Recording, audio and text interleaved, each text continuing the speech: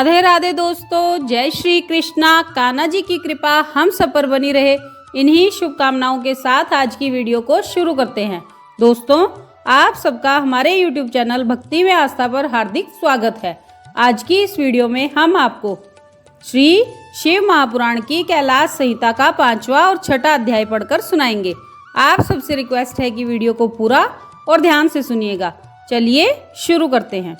शैव दर्शन के अनुसार शिव तत्व, जगत प्रपंच और जीव तत्व के विषय में विशद विवेचन तथा शिव से जीव और जगत की अभिन्नता का प्रतिपादन, तदंतर उत्तम श्रेष्ठ पद्धति का वर्णन करके सृष्टि स्थिति और संहार सबको शक्तिमान शिव की लीला बताते हुए वामदेव जी के पूछने पर स्कंद ने कहा, मुने, कर्मास्ति तत्व से लेकर जो विस्तृत शास्त्रवाद है, अर्थात कर्म सत्ता के प्रतिपादक कर्म फलवाद से आरंभ करके शास्त्रों में जो विविध विषयों का विशद विवेचन है, वह ज्ञान प्रदान करने वाला है। अतः ज्ञानवान पुरुष को विवेक पूर्वक इसका श्रवण करना चाहिए। तुमने जिन शिष्यों को उपदेश दिया है, उनमें से कौन तुम्हारे समान है? वे अधम शिष्य आज भी अन्यान्य शास्त्रों में भटक रहे हैं, अनीश्वरवादी दर्शनों के चक्कर में पड़कर मोहित हो रहे हैं। 6 मुनियों ने उन्हें शाप दे रखा है, क्योंकि पहले वे शिव की निंदा किया करते थे। अतः उनकी बातें नहीं सुननी चाहिए, क्योंकि वे अन्यथावादी हैं, शिव शास्त्र के विपरीत बात करने वाले हैं। यहाँ 5 अवयवों प्रतिज्ञा, हेतु, उदाहरण, उपनय और निगमन युक्त अनुमान के प्रयोग के लिए भी अवकाश है ही। उत्तम व्रत का पालन करने वाले वामदेव जैसे धूम का दर्शन होने से लोग अनुमान द्वारा पर्वत पर अग्नि की सत्ता का प्रतिपादन करते हैं, उसी प्रकार इस प्रत्यक्ष प्रपंच के दर्शन रूप हेतु का अवलंबन करके परमेश्वर परमात्मा को जाना जा सकता है। इसमें संशय नहीं है। यह विश्व स्त्री पुरुष रूप है, ऐसा प्रत्यक्ष ही देखा जाता है। 6 कोश रूप जो शरीर है, उसमें आदि के 3 माता के अंश से उत्पन्न हुए हैं और अंतिम 3 पिता के अंश से। यह श्रुति का कथन है। इस प्रकार सभी शरीरों में स्त्री पुरुष भाव को जानने वाले लोग हैं। मुने, विद्वानों ने परमात्मा में भी स्त्री पुरुष भाव को जाना है। श्रुति कहती है, पर ब्रह्म परमात्मा सत्य चित्त और आनंद रूप है। असत प्रपंच को निवृत्त करने वाला शब्द ही सद्रूप कहा जाता है। चित्त शब्द से जड़ जगत की निवृत्ति की जाती है। यद्यपि सत्य शब्द तीनों लिंगों में विद्यमान है, तथापि यहाँ पर ब्रह्म परमात्मा के अर्थ में पुल्लिंग सत्य शब्द को ही ग्रहण करना चाहिए। वह सत्य शब्द प्रकाश का वाचक है। सन प्रकाशः, सन शब्द स्पष्ट रूप से प्रकाश का वाचक है। परमात्मा में जो सत्ता या प्रकाश रूपता है, वह उसके पुरुष भाव को सूचित करती है। ज्ञान शब्द का पर्यायवाची जो चित्त शब्द है, वह स्त्रीलिंग है, अर्थात परमात्मा में चिद्रूपता उसके स्त्री भाव को सूचित करती है। प्रकाश और चित्त ये दोनों जगत के कारण भाव को प्राप्त हुए हैं। इसी प्रकार सच्चिदात्मा परमेश्वर भी जब जगत के कारण भाव को प्राप्त होते हैं, तब उन एकमात्र परमात्मा में ही शिव भाव और शक्ति भाव का भेद किया जाता है। जब तेल और बत्ती में मलिनता होती है, तब उसके प्रकाश में भी मलिनता आ जाती है। चिता की आग आदि में अशिवता और मलिनता स्पष्ट देखी जा सकती है। अतः मलिनता आदि आरोपित वस्तु है, उसका निवर्तक होने के कारण परमात्मा के शिव तत्व का ही श्रुति के द्वारा प्रतिपादन किया गया है। जीव के आश्रित जो चीज शक्ति है, वह सदा दुर्बल होती है। उसकी निवृत्ति के लिए ही परमात्मा में सार्वकालिक सर्वशक्तिमता विद्यमान है। ईश्वर बलवान है, शक्तिमान है, यह व्यवहार देखा जाता है। महामुने वामदेव, लोक और वेद में भी सत्ता ही परमात्मा की शिव रूपता और शक्ति रूपता का साक्षात्कार कराया गया है। शिव और शक्ति के संयोग से निरंतर आनंद प्रकट रहता है। अतः मुने, उस आनंद को प्राप्त करने के उद्देश्य से ही पाप रहित मुनि शिव में मन लगाकर निरामय शिव अर्थात परम कल्याण एवं परमानंद को प्राप्त हुए हैं। उपनिषदों में शिव और शक्ति को ही सर्वात्मा एवं ब्रह्म कहा गया है। ब्रह्म शब्द से ही बृहदात्वर्थगत व्यापकता एवं सर्वात्मकता का ही प्रतिपादन होता है। शंभु नामक विग्रह में बृहणतव और बृहतव व्यापकता एवं विशालता नित्य विद्यमान है। सधोजातादि पंच ब्रह्म में शिव विग्रह में विश्व की प्रतीति ब्रह्म शब्द से ही कही गई है। वामदेव हंसाह पद को उलट देने से सोहम पद बनता है।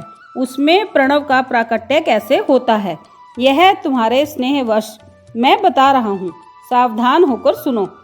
सोहम पद में से सकार और हकार नामक व्यंजनों को त्याग देने से स्थूल ओम शब्द बच जाता है, जो परमात्मा का वाचक है।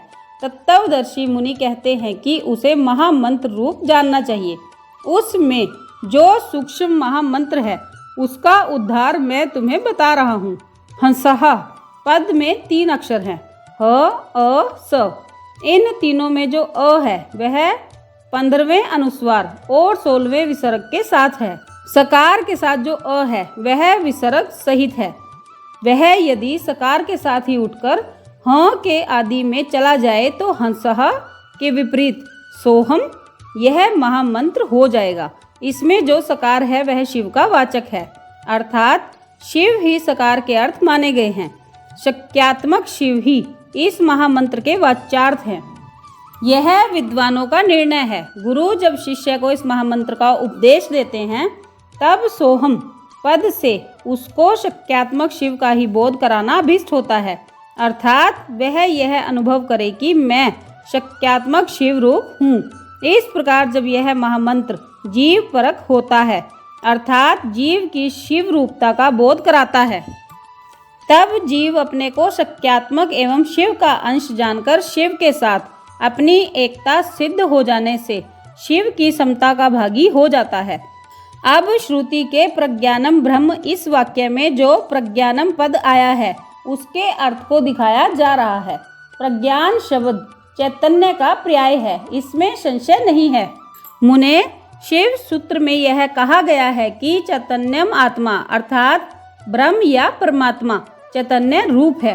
चैतन्य शब्द से यह सूचित होता है कि जिसमें विश्व का संपूर्ण ज्ञान तथा स्वतंत्रता पूर्वक जगत के निर्माण की क्रिया स्वभावतः विद्यमान है, उसी को आत्मा या परमात्मा कहा गया है।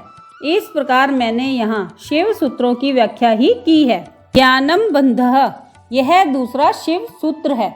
इसमें जीव समुदाय का लक्षण बताया गया है। इस सूत्र में आदि पद ज्ञानम के द्वारा किंचिन मात्र ज्ञान और क्रिया का होना ही जीव का लक्षण कहा गया है। यह ज्ञान और क्रिया पराशक्ति का प्रथम स्पंदन है। कृष्ण यजुर्वेद की श्वेता श्वतर शाखा का अध्ययन करने वाले विद्वानों ने स्वाभाविकी ज्ञान बल क्रिया च इस श्रुति के द्वारा इसी पराशक्ति का प्रसन्नता पूर्वक सत्वन किया है। भगवान शंकर की 3 दृष्टियां मानी गई हैं, ज्ञान, क्रिया और इच्छा रूप। ये तीनों दृष्टियां जीवों के मन में स्थित हो इंद्रिय ज्ञान गोचर देह में प्रवेश करके जीव रूप को सदा जानती और करती हैं। अतः यह दृष्टि त्रय रूप जीव आत्मा अर्थात महेश्वर का स्वरूप ही है, ऐसा निश्चित सिद्धांत है। अब मैं जगत प्रपंच के साथ प्रणव की एकता का बोध करने वाले प्रपंचार्थ का वर्णन करता हूँ। ध्यान पूर्वक सुनो। ओमितीदम सर्वम अर्थात यह प्रत्यक्ष दिखाई देने वाला समस्त जगत ओंकार है। यह सनातन श्रुति का कथन है। इससे प्रणव और जगत की एकता सूचित होती है। तस्माद्वा इस वाक्य से आरंभ करके 33वीं श्रुति ने संसार की सृष्टि के क्रम का वर्णन किया है। वामदेव जी उस श्रुति का जो विवेक पूर्ण तात्पर्य है उसे मैं तुम्हारे स्नेहवश बता रहा हूँ। ध्यान पूर्वक सुनो। शिव और शक्ति का संयोग ही परमात्मा है, यह ज्ञानी पुरुषों का निश्चित मत है। शिव की जो पराशक्ति है उससे चिशक्ति प्रकट होती है। चिशक्ति से आनंद शक्ति का प्रादुर्भाव होता है। आनंद शक्ति से इच्छा शक्ति का उद्भव हुआ है। इच्छा शक्ति से ज्ञान शक्ति और ज्ञान शक्ति से 5वीं क्रिया शक्ति प्रकट हुई है। मुने इन्हीं से निवृत्ति आदि कलाएं उत्पन्न हुई हैं। चिशक्ति से नाद और आनंद शक्ति से बिंदु का प्राकट्य बताया गया है। इच्छा शक्ति से मकार प्रकट हुआ है। ज्ञान शक्ति से पांचवा स्वर उकार उत्पन्न हुआ है और क्रिया शक्ति से आकार की उत्पत्ति हुई है। मुनीश्वर, इस प्रकार मैंने तुम्हें प्रणव की उत्पत्ति बतलाई है। अब ईशान आदि पंच ब्रह्म की उत्पत्ति का वर्णन सुनो। शिव से ईशान उत्पन्न हुए हैं। ईशान से तत्पुरुष का प्रादुर्भाव हुआ है। तत्पुरुष से अघोर का, अघोर से वामदेव का और वामदेव से सदोजात का प्राकट्य हुआ है।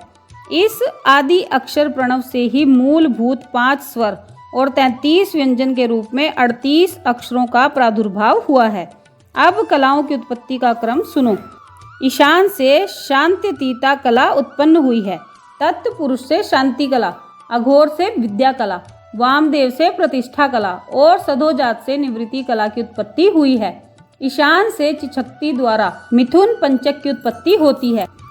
अनुग्रह, तिरोभाव, संहार, स्थिति और सृष्टि, इन 5 कृत्यों का हेतु होने के कारण उसे पंचक कहते हैं। यह बात तत्वदर्शी ज्ञानी मुनियों ने कही है। वाच्य वाचक के संबंध से उनमें मिथुनत्व की प्राप्ति हुई है। कला वर्ण स्वरूप इस पंचक में भूत पंचक की गणना है। मुनि श्रेष्ठ, आकाश आदि के क्रम से इन 5 मिथुनों की उत्पत्ति हुई है। इनमें पहला मिथुन है आकाश, दूसरा वायु, तीसरा अग्नि, चौथा जल और 5वां मिथुन पृथ्वी है। इनमें आकाश से लेकर पृथ्वी तक के भूतों का जैसा स्वरूप बताया गया है उसे सुनो। आकाश में एकमात्र शब्द ही गुण है। वायु में शब्द और स्पर्श 2 गुण हैं। अग्नि में शब्द, स्पर्श और रूप, इन 3 गुणों की प्रधानता है। जल में शब्द, स्पर्श, रूप और रस, ये 4 गुण माने गए हैं। तथा पृथ्वी शब्द, स्पर्श, रूप, रस और गंध, इन 5 गुणों से संपन्न है।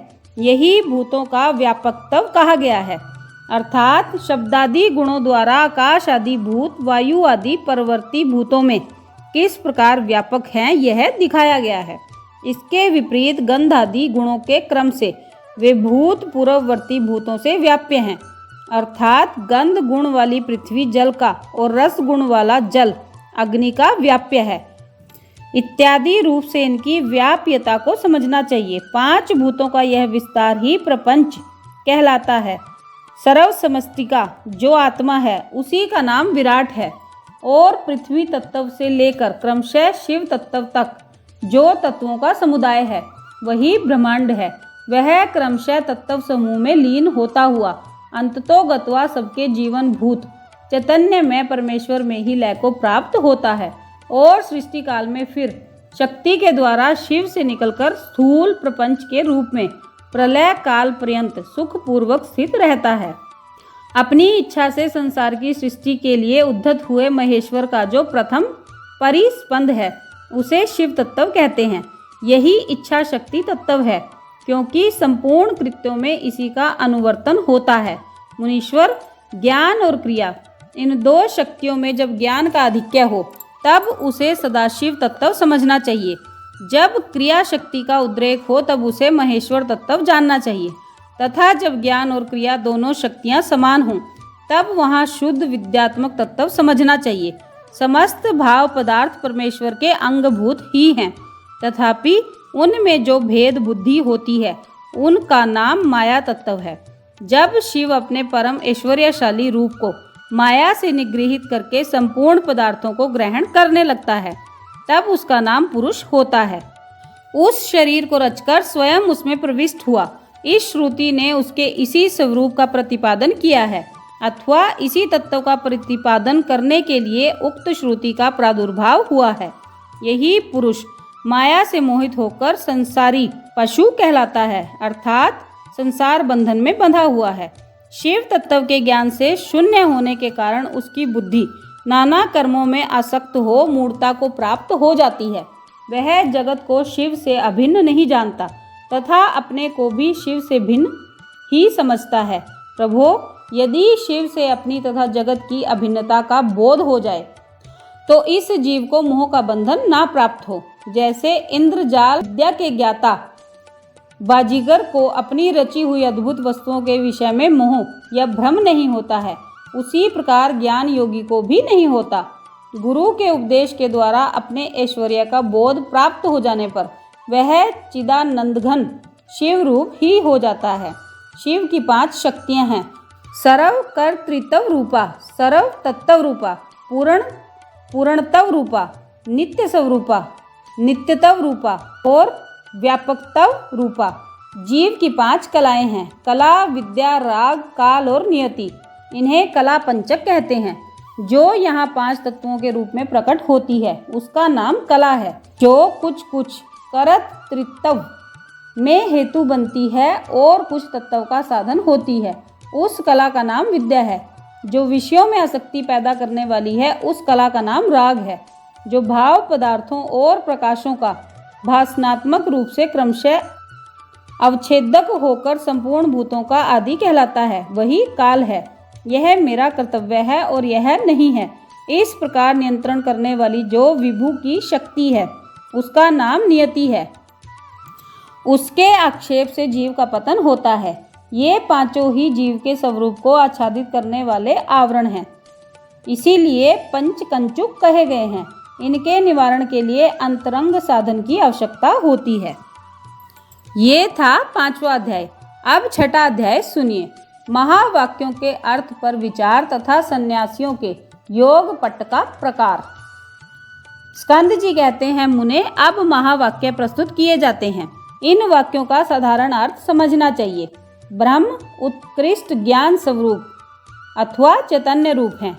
वह ब्रह्म मैं हूँ, वह ब्रह्म तू है, यह आत्मा ब्रह्म है, यह सब ईश्वर से व्याप्त है। मैं प्राण हूँ, प्रज्ञान स्वरूप हूँ। जो पर ब्रह्म यहाँ है वही वहाँ अर्थात परलोक में भी है। जो वहाँ है वही यहाँ अर्थात इस लोक में भी है। वह ब्रह्म विदित से भिन्न है और अविदित अर्थात अज्ञात से भी ऊपर है। वह तुम्हारा आत्मा अंतर्यामी अमृत है। वह जो यह पुरुष में है और वह जो यह आदित्य में है एक ही है। मैं परापर स्वरूप परात्पर पर ब्रह्म हूँ। वेदों, शास्त्रों और गुरुजनों के वचनों से स्वयं ही हृदय में आनंद स्वरूप ब्रह्म का अनुभव होने लगता है। जो संपूर्ण भूतों में स्थित है वही ब्रह्म मैं हूँ, इसमें संशय नहीं है। मैं तत्व का प्राण हूँ, पृथ्वी का प्राण हूँ, मैं जल का प्राण हूँ, तेज का प्राण हूँ, वायु का प्राण हूँ, आकाश का प्राण हूँ, मैं त्रिगुण का प्राण हूँ, मैं सब कुछ हूँ, सर्व रूप हूँ, संसारी जीवात्मा हूँ। जो भूत, वर्तमान और भविष्य है वह सब मेरा ही स्वरूप होने के कारण मैं अद्वितीय परमात्मा हूँ। यह सब निश्चय ही ब्रह्म है हूँ और वह मैं हूँ। जो वह है वह मैं हूँ, मैं वह हूँ और वह मैं हूँ। इस प्रकार सर्वत्र चिंतन करें। अब इन महावाक्यों का भावार्थ कहते हैं। प्रज्ञानम ब्रह्म का वाक्यार्थ पहले ही समझाया जा चुका है। अहम ब्रह्मास्मि का अर्थ बताया जाता है शक्ति रूप अथवा शक्ति युक्त परमेश्वर ही अहम पद के अर्थभूत हैं। अकार सब वर्णों का अग्रगण्य परम प्रकाश शिव रूप है। हकार व्योम स्वरूप होने के कारण उसका शक्ति रूप से वर्णन किया गया है। शिव और शक्ति के संयोग से सदा आनंद उदित होता है। मकार उसी आनंद का बोधक है। ब्रह्म शब्द से शिव शक्ति की सर्व रूपता स्पष्ट ही सूचित होती है। पहले ही इस बात का उपदेश किया गया है कि वह शक्तिमान परमेश्वर मैं हूँ, ऐसी भावना करनी चाहिए। अब तत्वमसि का अर्थ समझते हैं। तत्वमसि इस वाक्य में तत् पद का वही अर्थ है जो सोहमस्मि में सह पद का अर्थ बताया गया है, अर्थात तत्पद शक्यात्मक परमेश्वर का ही वाचक है। अन्यथा सोहम इस वाक्य में विपरीत अर्थ की भावना हो सकती है, क्योंकि अहम पद पुल्लिंग है, अतः स के साथ उसका अन्वय हो जाएगा, परंतु तत्पद नपुंसक है और त्वम पुल्लिंग, अतः परस्पर विरोधी लिंग होने के कारण उन दोनों में अन्वय नहीं हो सकता। जब दोनों का अर्थ शक्तिमान परमेश्वर होगा तब अर्थ में समान लिंगता होने से अन्वय में अनुपत्ति नहीं होगी।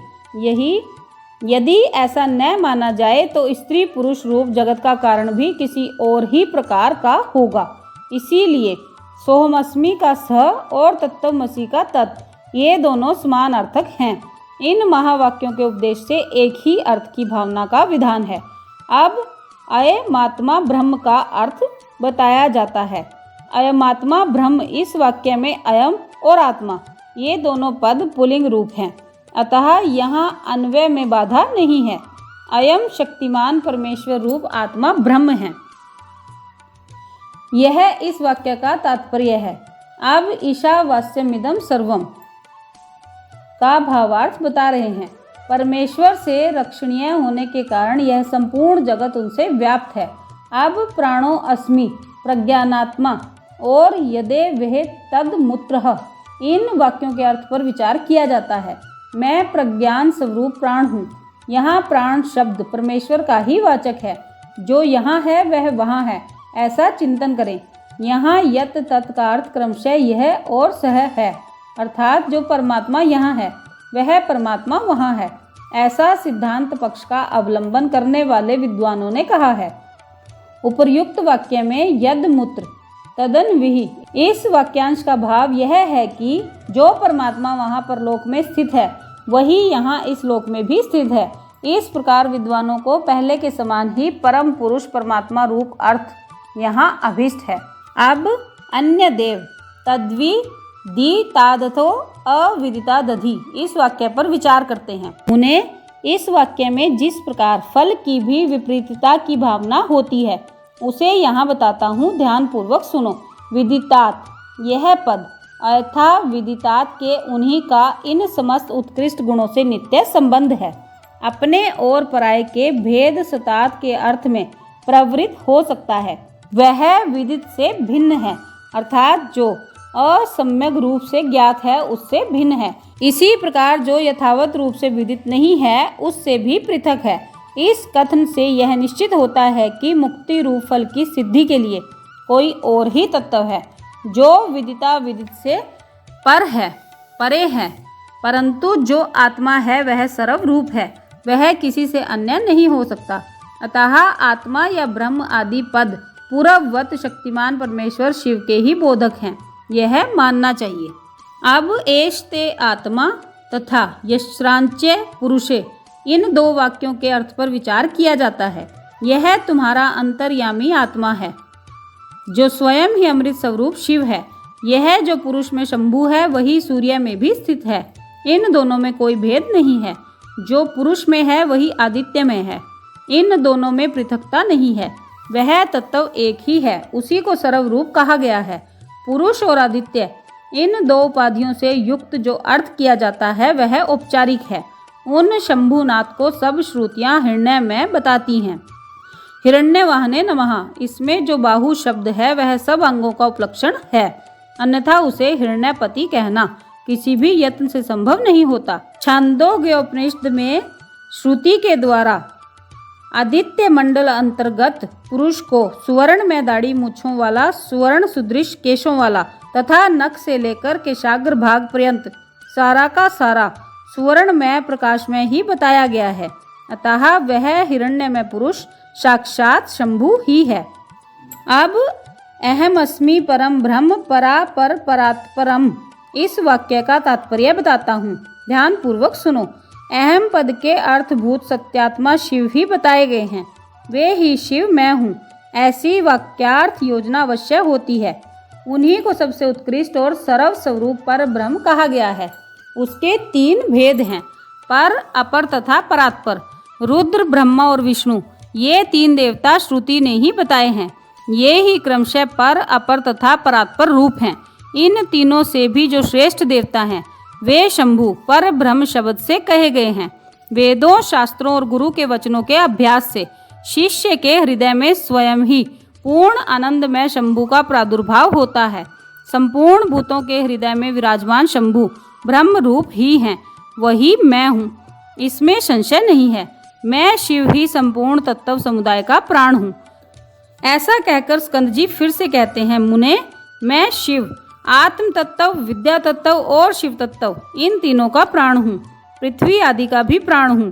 पृथ्वी आदि के गुणों तक का ग्रहण होने से यह समझ लो कि यहाँ सारे आत्म तत्व गृहीत हो गए। फिर सबका ग्रहण विद्या तत्व और शिव तत्व का भी ग्रहण कराता है। इन सब तत्वों का मैं प्राण हूँ, मैं सर्व हूँ, सर्वात्मक हूँ। जीव का भी अंतर्यामी होने से उसका भी आत्मा हूँ। जो भूत, वर्तमान और भविष्य काल है वह सब मेरा स्वरूप होने के कारण मैं ही हूँ। सब कुछ रुद्र ही है। यह श्रुति साक्षात शिव के मुख से प्रकट हुई है। अतः शिव ही सर्व रूप हैं, क्योंकि उन्हीं का इन समस्त उत्कृष्ट गुणों से नित्य संबंध है। अपने और पराये के भेद से रहित होने के कारण मैं ही अद्वितीय आत्मा हूँ। सर्वम खल विदम ब्रह्म, इस वाक्य का अर्थ पहले बताया जा चुका है। मैं भाव रूप होने के कारण पूर्ण हूँ। नित्य मुक्त भी मैं ही हूँ। जीव मेरी कृपा से मुक्त होकर मेरे स्वरूप को प्राप्त होते हैं। जो सर्वात्मक शंभु हैं वही मैं हूँ। मैं शिव रूप हूँ। वामदेव जी, इस प्रकार संपूर्ण वाक्यों के अर्थ भगवान शिव ही बताए गए हैं। ईशावास्योपनिषद की श्रुति के 2 वाक्यों के द्वारा प्रतिपादित अर्थ साक्षात शिव की एकता का ज्ञान प्रदान करने वाला होता है। गुरु को चाहिए कि शिष्यों को इसका आदर पूर्वक उपदेश करे।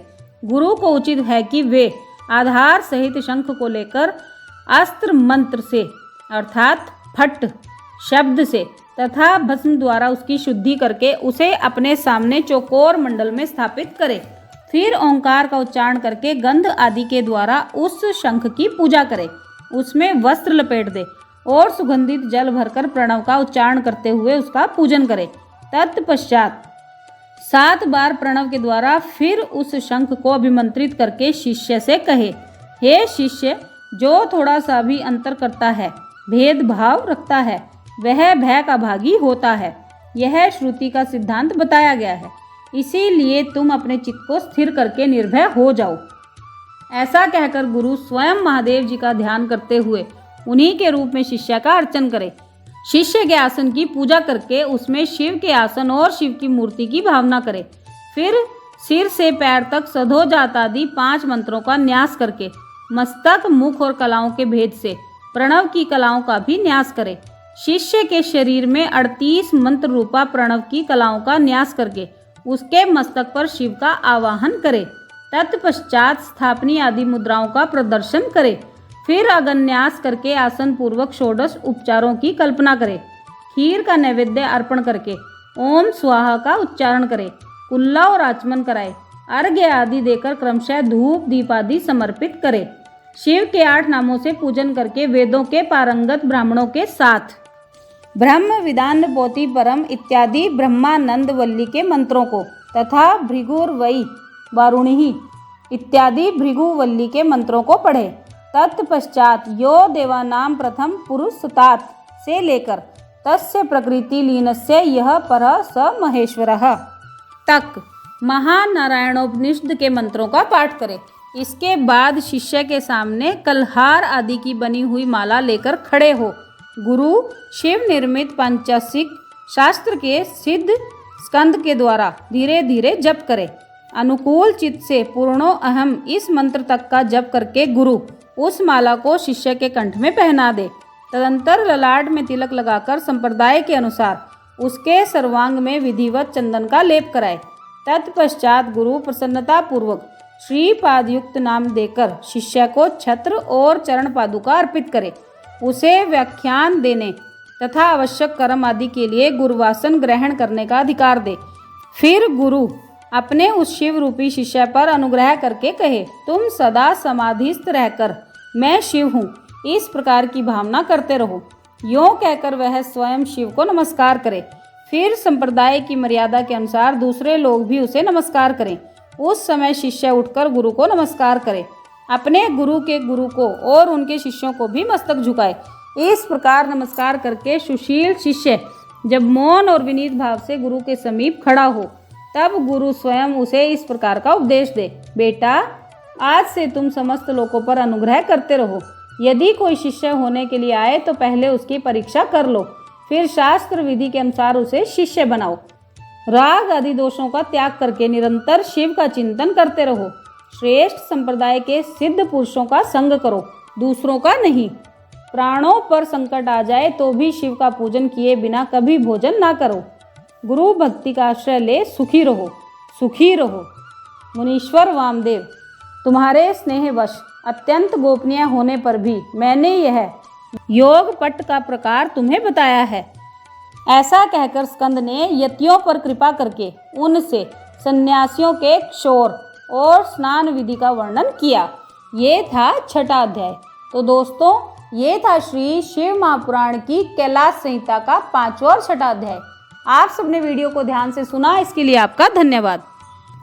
आज की वीडियो में बस इतना ही। कल फिर मिलेंगे एक और नई वीडियो के साथ। तब तक स्वस्थ रहिए, मस्त रहिए, अपना और अपनों का ख्याल रखते रहिए और बाबा भोलेनाथ के श्री चरणों से जुड़े रहिए।